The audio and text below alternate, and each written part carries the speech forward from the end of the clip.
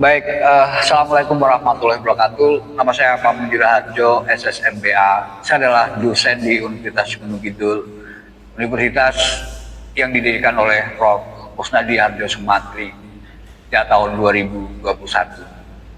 Dalam Universitas Gunung Kidul, saya sebagai dosen administrasi publik yang mana saya mengampu beberapa mata kuliah, yang antaranya adalah evaluasi kebijakan, sistem politik Indonesia, pengantar politik, dan otonomi daerah. Evaluasi kebijakan menjadi bagian yang saya tekuni, sebagaimana saya lulus dari Magister Administrasi Publik Universitas Gadjah Mada, dan saya concern tentang masalah kebijakan. Evaluasi kebijakan menjadi penting untuk diajarkan di kelas, karena dengan mengetahui evaluasi kebijakan, mahasiswa harus terus belajar menganalisis suatu kebijakan. Jadi analisis itu diharapkan mahasiswa punya kemampuan kritis untuk bisa memberikan telaah terhadap kebijakan-kebijakan, khususnya kebijakan-kebijakan yang taraf nasional, regional, sampai ke wilayah regional Kabupaten Gunung Kidul. Dengan demikian, mahasiswa bisa berperan aktif untuk bisa memberikan ide dan gagasannya di tingkat desanya, di mana peran mahasiswa tidak hanya sekedar sebagai mahasiswa, tapi dia harus terlibat sebagai masyarakat intelektual yang memberi sumbangan kepada masyarakat tingkat desa, kabupaten, provinsi, bahkan nasional. Mudah-mudahan apa yang saya sampaikan di kelas bisa memberi kemanfaatan bagi tumbuhnya generasi Gunung Kidul yang kritis dan selalu optimis untuk terlibat dalam pembangunan daerah di Kabupaten Gunung Kidul. Sekali lagi terima kasih. Mudah-mudahan kita semua menjadi masyarakat yang memiliki orientasi untuk mencintai daerahnya. Salam. Baik, selamat pagi. Assalamualaikum warahmatullahi wabarakatuh. Waalaikumsalam warahmatullahi wabarakatuh. Salam sejahtera bagi kita semua. Kembali kita pada mata kuliah dengan tema evaluasi kebijakan, yang dalam kelas ini kita akan mencoba mengevaluasi kebijakan pemerintah yang disebut otonomi daerah. Oke, kita semua tahu otonomi daerah itu adalah produk kebijakan yang dihasilkan oleh pemerintah. Ada beberapa peraturan yang mendasari adanya otonomi daerah itu. Ya, yang pertama tahun 99, dilanjutkan tahun 2004, terus 2014. Ya. Peraturan-peraturan itu menandai bagaimana kita menuju arah kebijakan yang sifatnya sangat demokratis. Kenapa? Karena kalau kita bicara otonomi daerah, tentu kita tidak bisa melepaskan dari masa Orde Baru. Ya. Di saat masa Orde Baru, otonomi daerah dalam peraturan sudah ada. Setidaknya kalau kita melihat Undang-Undang Dasar 45, di sana ada pasal yang mengatur tentang otonomi daerah. Tetapi pelaksanaan otonomi daerah baru bisa dilaksanakan ketika adanya reformasi, dengan ditandai beberapa undang-undang yang diterbitkan untuk mendasari adanya otonomi daerah. Ya. Tujuan otonomi daerah itu adalah untuk memberikan pelayanan kepada publik atau kepada masyarakat, yang mana pelayanan itu akan menjadi efisien dan efektif. Kenapa? Di saat era otonomi, kabupaten, provinsi, ya, itu bisa mengatur dirinya sendiri. Dengan demikian, diharapkan keberadaan otonomi akan berdampak pada efisiensi dan efektivitas pelayanan publik. Tapi sekali lagi, apakah perjalanan otonomi daerah itu selalu memberikan dampak positif bagi yang dimaksud tujuan dari otonomi daerah itu? Yang pertama, apakah pelayanan yang diberikan oleh pemerintah, dalam konteks ini adalah pemerintah provinsi, pemerintah kabupaten, bisa memberikan pelayanan yang maksimal kepada warga masyarakatnya? Yang kedua, otonomi juga berbicara tentang partisipasi. Apakah otonomi itu juga memberikan ruang pada warga masyarakat untuk dapat terlibat dalam konteks pembangunan di wilayahnya? Dalam konteks ini, wilayah provinsi dan wilayah kabupaten. Nah, evaluasi kebijakan diperlukan untuk melihat apakah jalannya otonomi daerah bisa sebagaimana tujuan otonomi daerah itu, yaitu memberi pelayanan maksimal yang efisien dan efektif kepada masyarakat, sehingga tumbuh kesadaran bersama bahwa membangun daerah itu adalah melibatkan semua stakeholder yang ada. Maka dari itu, di dalam kesempatan ini saya akan mencoba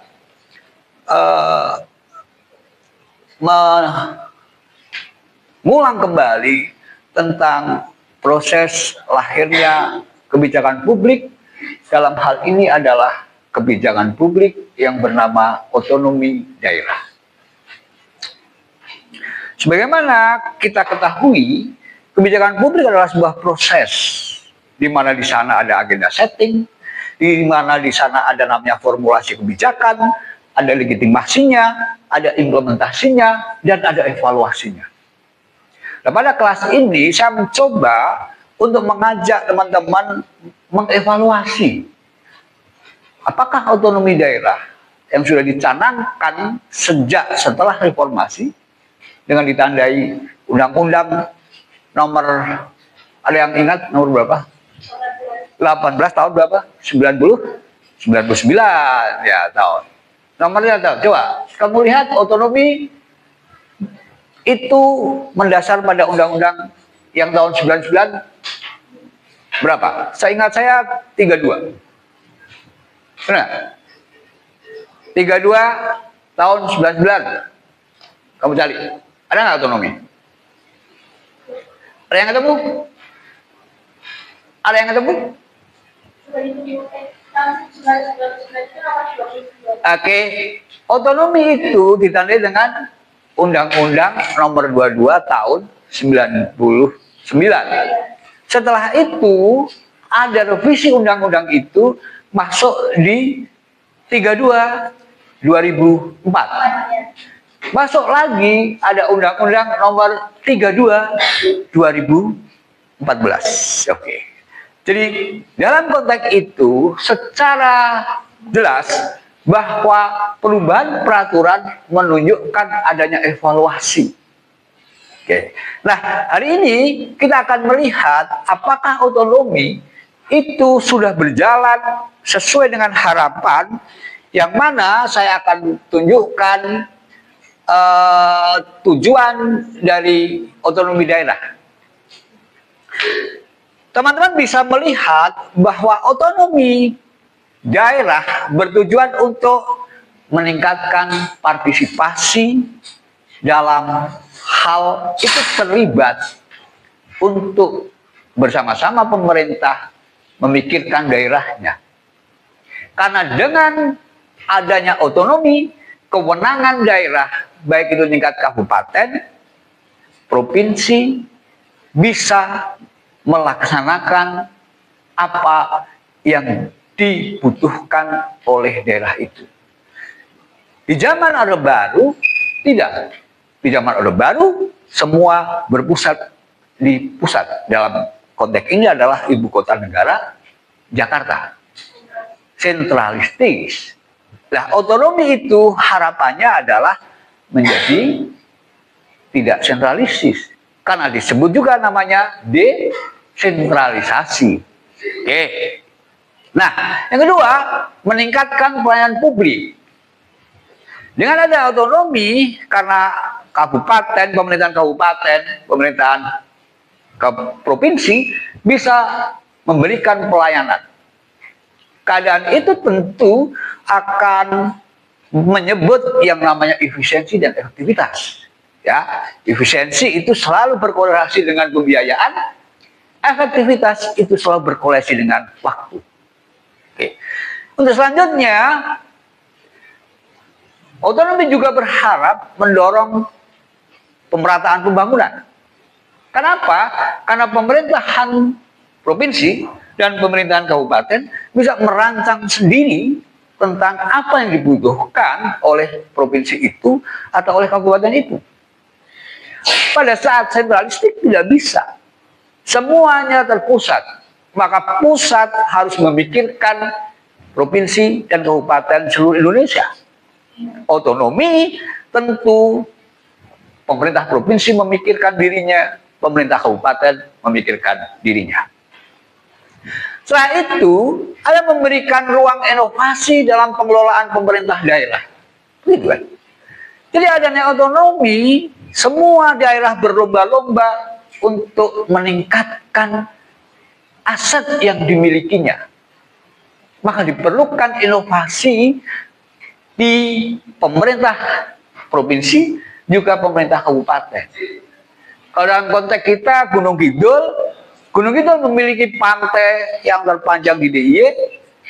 Apakah otonomi itu telah memberikan ruang kepada pemerintah kabupaten Gunung Kidul dalam hal ini bisa memaksimalkan asetnya yang bernama pantai yang indah itu? Harapannya otonomi dengan pengelolaan yang diotonomkan, di sana ada inovasi untuk bagaimana memaksimalkan aset yang bernama pantai dari segala sisinya. Ya, menurut data yang saya baca, pariwisata itu menyumbang APBD atau pendapatan daerah dalam hal ini sebesar 29 miliar. Data BPS tahun 2024 kalau salah, ya. Kisarannya 29 miliar. Kita bisa lihat itu, bisa cek di berita-berita, laman berita baik itu yang dipublish oleh BPS atau media-media yang platform online. Oke. Untuk itulah dalam kelas ini saya berharap teman-teman bisa melakukan evaluasi tentang pelaksanaan otonomi daerah di Kabupaten Gunung Kidul tempat kita berada.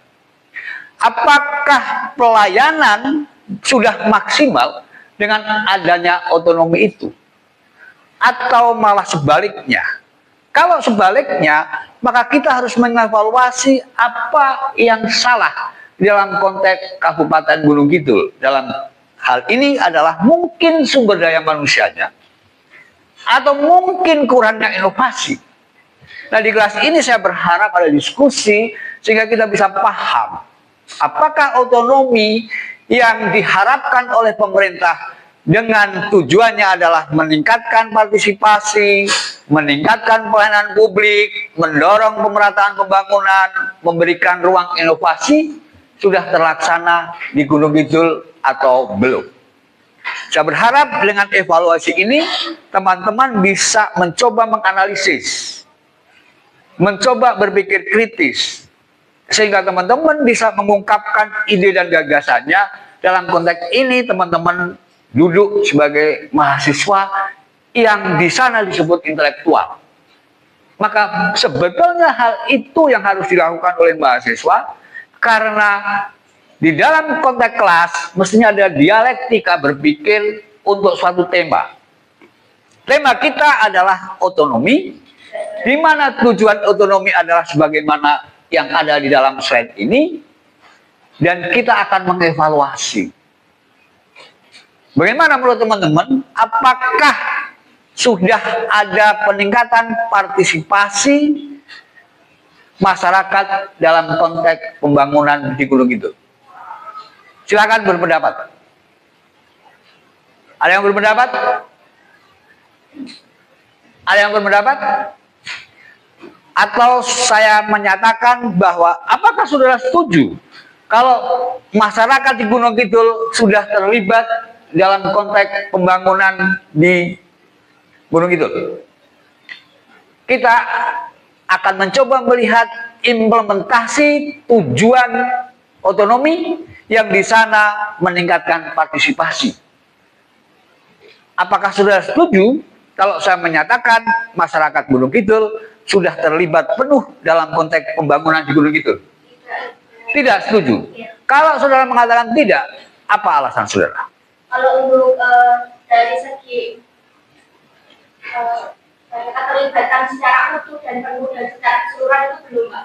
Karena memang seperti yang kita lihat bahwa masyarakat Gunung Kidul itu memiliki kesempatan memang, tapi mereka belum memiliki kapasitas lebih untuk ikut ke dalam pembuatan kebijakan-kebijakan atau kebijakan yang untuk otonomi daerah seperti itu, Pak. Jadi kalau misalkan konteks desa memang mereka dilibatkan dalam musrembang atau tokoh-tokoh masyarakat itu dilibatkan dalam musrembang, tapi tidak seluruh masyarakat Gunung Kidul atau tidak terlibat secara penuh gitu, Pak. Oke. Ya, partisipasi memang tidak sebagaimana semua masyarakat harus terlibat. Tapi setidaknya ada representasi masyarakat yang disebut tokoh, yang disebut intelektual, yang disebut cendekiawan. Nah, menurut saudara Rahma, apakah itu sudah terjadi? Belum sepenuhnya. Belum sepenuhnya. Belum daerah di seluruh daerah Kabupaten Gunung Kidul belum menerapkan itu. Belum menerapkan. Ada pendapat yang lain dari teman yang lain? Kalau saudara Rahma mengatakan belum semua. Saya juga berpendapat partisipasi memang tidak harus semua orang terlibat, tetapi ada representasi di situ, ada wakil di situ. Nah, biasanya wakil dari masyarakat itu disebut tokoh masyarakat, karena tokoh biasanya memiliki kapasitas kompetensi. Ada intelektual, ada cendekiawan, ada mahasiswa, gitu kan? Maka menurut saya teman-teman sebagai mahasiswa itu harus muncul di dalam konteks bermasyarakat.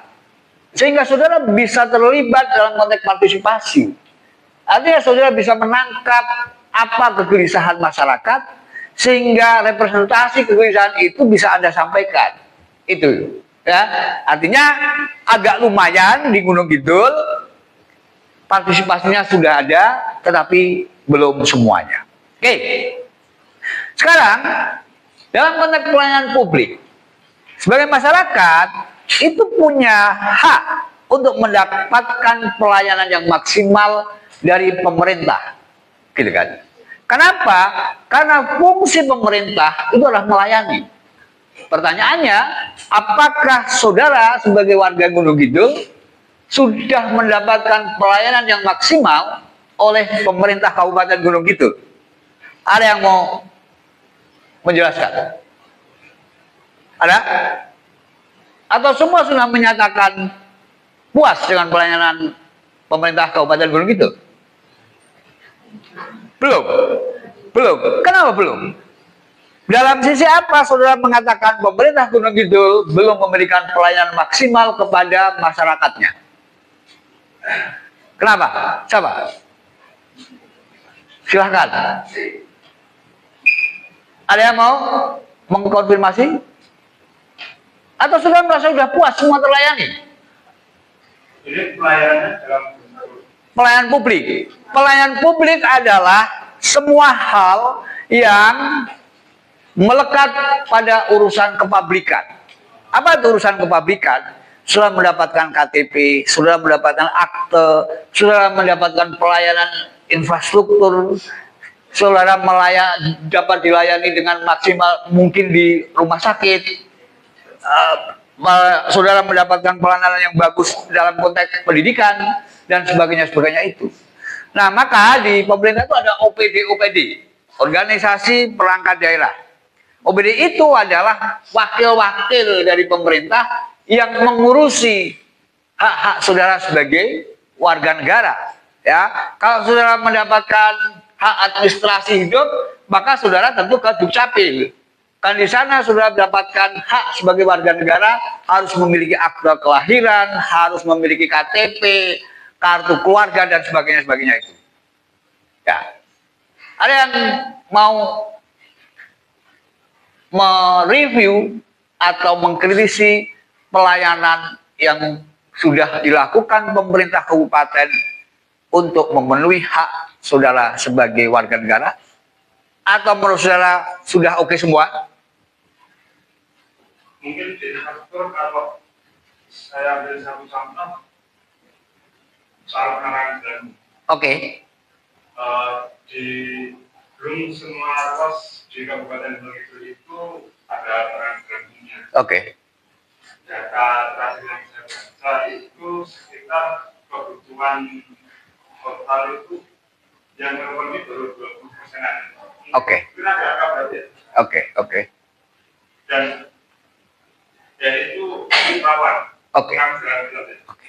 Ya. Apalagi narasi kita pariwisata. Oke. Ya. Oke, saya setuju. Infrastruktur itu yang ngurusin adalah PU kalau dalam konteks kabupaten. Ya. Penerangan jalan umum saya kira menjadi penting. Tapi sekali lagi, bahwa kalau kita berbicara Gunung Kidul adalah sebuah daerah yang memiliki kira-kira 47% koma sekian luas daerah istimewa Jakarta. Artinya luas sekali. Oke, di sana ada 18 kecamatan, 144 desa dengan geografis yang turun naik. Oke. Saya tidak mengatakan apakah dengan keadaan itu terus pemerintah abai untuk membuatkan infrastruktur dalam hal ini penerangan jalan. Tetapi kalau itu dikonfirmasi kepada pemerintah, tentu pemerintah akan menjawab ketersediaan dana. Ya. Nah, maka dalam periode ini ada namanya efisiensi itu pusat. Kementerian Keuangan menekankan adanya efisiensi. Nah, efisiensi yang sekarang ada itu tentu akan mempengaruhi akselerasi pembangunan di mana saja. Lain soal, kalau PAD Gunung Kidul itu tinggi. Contoh kasus kalau di Bali katakanlah. Bali pendapatan asli daerahnya itu besar sekali. Gitu. Karena di sana ada industri pariwisata yang sudah matang, yang sudah benar-benar memberikan dampak, sehingga efisiensi tidak begitu berdampak. Karena PAD-nya sudah bisa membiayai. Nah, Gunung Kidul ada potensi untuk itu. Kenapa? Kan di sana punya pariwisata yang bagus. Cuman, apakah pariwisata itu telah memberikan dampak yang bagus sehingga akan adanya tambahan anggaran dari pusat di mana PAD-nya memenuhi itu. Ya. Nah, kalau kita melihat anggaran pendapatan daerah Gunung Kidul, kalau tidak salah jumlahnya cuma 1,9 triliun. Dan separuhnya itu dibelanjakan untuk kepentingan rumah tangga pegawai pemerintah. Maka mudah-mudahan otonomi ini bisa memberikan inovasi sehingga ada kebijakan-kebijakan strategis di mana industri pariwisata bisa memberikan PAD yang luar biasa. Saya setuju dari Mas apa? Adis, saya setuju itu. Oke.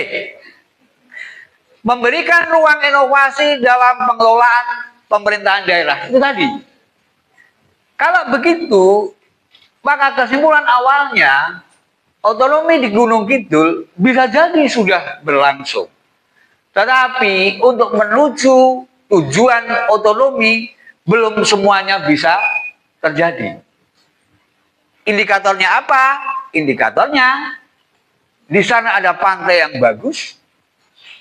Hasil tangkapan lautnya apakah sudah bisa mengcover kebutuhan masyarakat tentang gizi? Apakah perikanan, industri perikanan di sana bisa memberi lapangan pekerjaan bagi masyarakat Gunung Kidul sehingga yang di sana itu menjadi nelayan semua? Saya kira belum, karena beberapa Survei mengatakan nelayan-nelayan yang ada di pantai Sadeng itu yang asli Gunung Kidul menjadi minoritas. Apakah inovasi itu juga sudah membuat industri pariwisata sehingga pengunjung yang datang di Gunung Kidul menjadi lebih banyak? Untuk itu tentu akan sangat berpengaruh kepada usaha kecil menengah. Untuk itu tentu akan sangat berpengaruh dengan lapangan pekerjaan. Semua ini tentu memberikan harapan yang luar biasa. Tapi sekali lagi, otonomi membuka ruang bagi partisipasi sehingga masyarakat bisa ikut terlibat dalam konteks membangun daerahnya. Ada yang mau ditanyakan atau ada yang mau didiskusikan? Silakan. Silakan. Saya rakyat terbaik juga. Ini mengenai tentang pembangunan otonomi daerah berbasis atau daerah digital. Oke. Seperti yang kita ketahui bahwa daerah digital ini tuh kayak yang ngetrend sedang e-government, smart city dan sebagainya. Tetapi kalau kita lihat kondisi di Kabupaten Gunung Kidul, digital literasi atau digital literasi itu masih minim di kalangan masyarakat. Dan akses informasi ataupun akses infrastruktur untuk digital teknologi itu juga masih terbatas. Nah, menurut Bapak, bagaimana seharusnya pemerintah bertindak atas hal seperti itu? Teknologi informasi menjadi bagian penting bagi peradaban. Itu kunci itu. Maka siapapun harus beradaptasi dengan teknologi informasi. Salah satunya pemerintah Kabupaten Gunung Kidul harus beradaptasi itu. Pusat itu sudah menyatakan ada digitalisasi yang disebut e-government. Tapi kembali lagi, untuk urusan teknologi informasi harus ada literasi. Memahamkan bagaimana seharusnya orang memanfaatkan teknologi informasi menjadi hal-hal yang positif sehingga meningkatkan kapasitas kompetensi masyarakat itu sendiri. Pemerintah Gunung Kidul tentu harus bekerja keras untuk memberikan bagaimana literasi digital itu. Sehingga semua masyarakat akan menggunakan teknologi digital sebagaimana tujuan otonomi tadi. Kalau semua sudah memakai digital berbasis teknologi informasi, maka saya yakin efisiensi dan efektivitas akan terjadi. Tapi semua berpulang kerjasama antara pemerintah dan masyarakat. Peran perguruan tinggi saya kira menjadi juga penting. Setidaknya di kelas ini kita bisa berdiskusi tentang bagaimana meningkatkan teknologi informasi sebagai bagian penting untuk memajukan daerahnya. Gitu ya, Rama. Oke, ada yang mau tanya lagi? Cukup? Cukup? Ya, siap. Kalau udah cukup, saya berharap kelas evaluasi kebijakan yang dalam hal ini kita mengevaluasi otonomi daerah, lebih khusus lagi otonomi di daerah Kabupaten Gunung Kidul. Saudara harus bisa menganalisis itu dengan berbagai teoritik yang sudah saya sampaikan. Sekali lagi, Thomas Jaya mengatakan bahwa evaluasi itu menjadi bagian penting dari proses kebijakan. Yang pertama agenda setting, yang kedua adalah agenda formal, agenda legal, implementasi, dan evaluasi. Dengan evaluasi itu, teman-teman bisa belajar menganalisis. Dengan menganalisis itu, teman-teman diharapkan berpikir kritis. Dengan berpikir kritis itu, teman-teman bisa memberikan rekomendasi. Oke, mudah-mudahan kelas ini menjadi baik bagi kita semua. Saya terima kasih kepada teman-teman yang telah memberi beberapa pertanyaan dan saya kira itu memberi pengetahuan baru bagi saya. Saya mohon maaf apabila dalam kelas ini ada banyak salah kata yang tidak pas untuk kawan-kawan semua. Sukses untuk kita semua. Assalamualaikum warahmatullahi wabarakatuh. Waalaikumsalam warahmatullahi wabarakatuh.